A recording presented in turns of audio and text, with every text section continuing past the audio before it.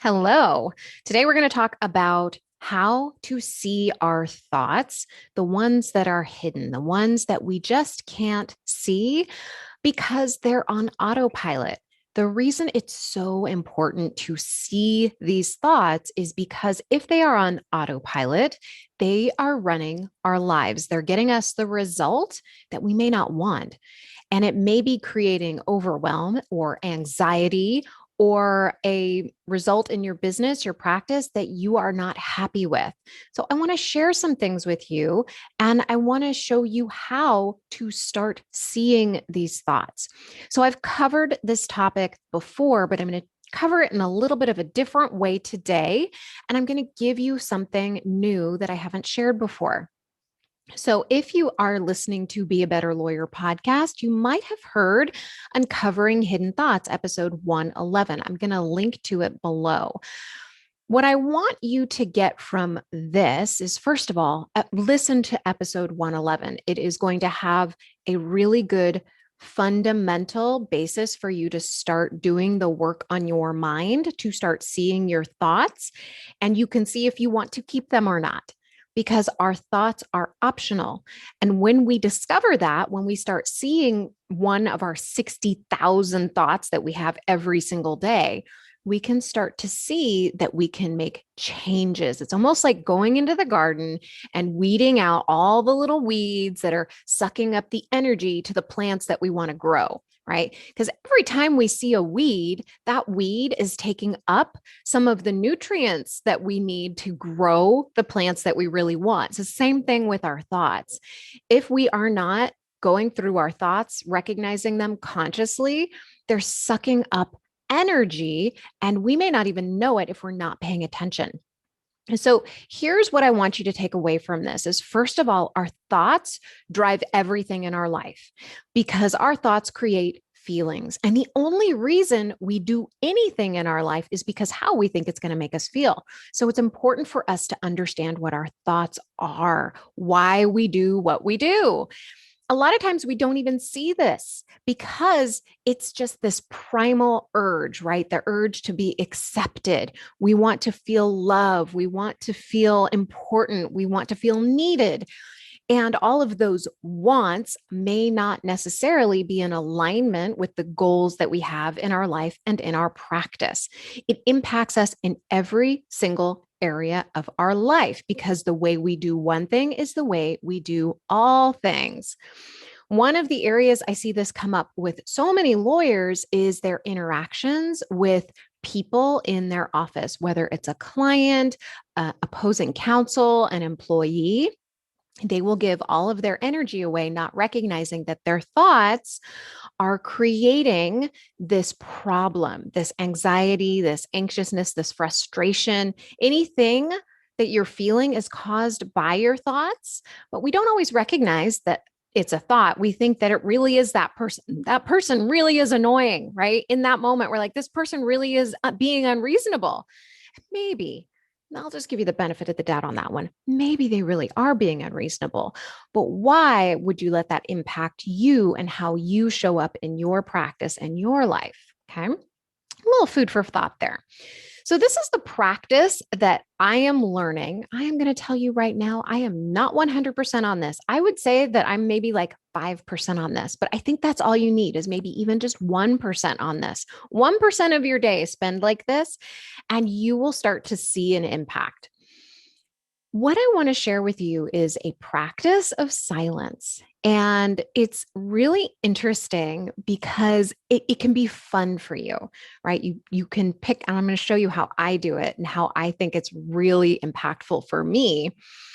But it can be fun. This is a non-pressure exercise, something that's just something to try out. Okay. We put so much like the weight of the world on our shoulders to try to be perfect and do everything perfectly. This is something that definitely is not going to be perfect. And you don't even want it to be. Here's why. Because if you were to do this perfectly, you would not get the benefit of seeing your thoughts, like I'm going to share with you right now. You would not get any benefit of it. There would be no point to doing this exercise if you were to be in perfect silence. There's just absolutely zero point in doing that. What I want to share with you is how you can just do this little practice to start seeing where your mind is spending energy, where maybe you don't need to be spending it. I'm also going to share another episode of Be a Better Lawyer podcast with you. I think it's episode 164. I'm going to link to it below. Listen to that. It's also going to not only reemphasize what I'm talking about here, but it will also start to help you see some of these thoughts that may be taking up space, like the weeds in the garden that are taking up your energy. Okay, so this is the practice I want to share with you. This practice of silence is a practice of not letting all the little thoughts run in our head. And the reason why it's so impactful is because when we get a small amount of quiet in our head, we start to see the thoughts peek in, right? It's like they're taking little needles and poking it into black paper and shining a light through those little holes, right? We start to see all of the thoughts that normally we don't see because they're running on autopilot. The practice that I am doing is when I take my dog on a walk, I'll pick one little sound, one that maybe is a little hard to hear. Okay. One that's not going to make you anxious or on alert, just one that's really innocuous, something that is, kind of like a cutesy thing. For me, it's listening to the pitter patter of my dog's paws on the cement, in the grass, and just like really trying to hear just the paws. Right. And I can hear him stepping, and then I'll have a thought. I'll hear him stepping and I'll be in it for a minute, maybe 30 seconds, and then I'll hear a thought. And then we start seeing the thoughts that are impacting our feelings. So, for instance, this morning I took my dog on a walk. We were walking, I was listening to his pitter patter, and then I noticed my brain thinking about my house and what it looked like and what my neighbors thought of my house and all of these things, right, going on in my brain. And I started to notice, oh, so that's interesting. Like, so I care about what my neighbors think about my home. I care about what my neighbors think about me. Well, what is it exactly that I care so much about? Like, why is that even taking space in my brain? And for me, it's really easy to just throw that one aside and be like, that one doesn't matter. It's not a big deal. And then go back to listening to my dog's pitter patter of his feet. And I'll listen and I'll listen. And then I'll get another thought in my brain like, oh, I wonder what so and so is doing. And like, oh, it was so strange that they were being so upset at such and such thing that happened. And I can notice some judgment in my brain.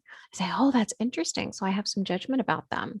Okay, well, I'll just take a look at that. So the next time I'm interacting with them, just pay attention, that I'm, trying to be more open with them and not so judgmental of them because everybody does something for a reason. Whether or not we believe it is true or not doesn't matter. Everybody else acts because they have their own thoughts, they have their own beliefs about a situation. So it's really just a fun exercise for you to do. You can pick any sound, right? Maybe birds are harder for you to hear. So you listen for the birds or the rustle of the leaves, whatever it is where you're kind of like almost straining to hear. Like, this is the way my teacher described it to me is, let's say you are in the kitchen and, you're trying to hear something, like somebody opening up a door somewhere, and you're struggling to hear it and somebody's talking and you're like, shh, so that way you can hear better. I mean, it's almost that kind of thing when you're listening for these subtle sounds of like the pitter patter of your dog's paws on the cement. So just try this. This is such an impactful practice for any of us, whether we can do it for 10 seconds, 30 seconds, a minute. Try it. And then when you start noticing these thoughts, you probably will get into the thoughts for a little while. And then you'll notice, oh, I'm not listening to my dog's paws anymore.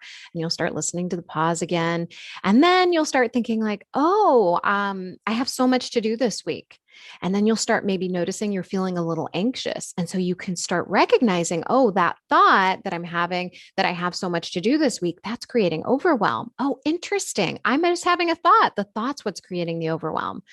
And then you can listen to the pitter patter again. This practice is really impactful if you have anxiety, just to practice this for like 30 seconds. And it helps you regulate your breath. It gets you out of your head for a little bit. And you can start to recognize the thoughts that are running your life.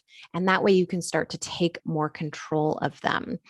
If you want to take this practice deeper, if you don't just want to see your thoughts, but you want to really take this into a level where you can see how your thoughts are impacting your life, maybe in a negative way, um, I want you to work with me. And if you want to find out if coaching is going to work for you, go to dinacataldo.com and click on the work with me button. And there you're going to find some information about working with me, but just schedule a strategy session with me. And what we'll do is I'm going to walk you through the thoughts that are really running your life, the ones that are really taking your life maybe in a direction you don't want it to go, but you can't see that. So if you want help with this, come and work with me. And you can start that process by going to dinacataldo.com. You don't have to let your thoughts run your life. You don't have to feel overwhelmed all the time, and you don't have to feel stressed out. You're not stressed because you're a lawyer. You just have thoughts.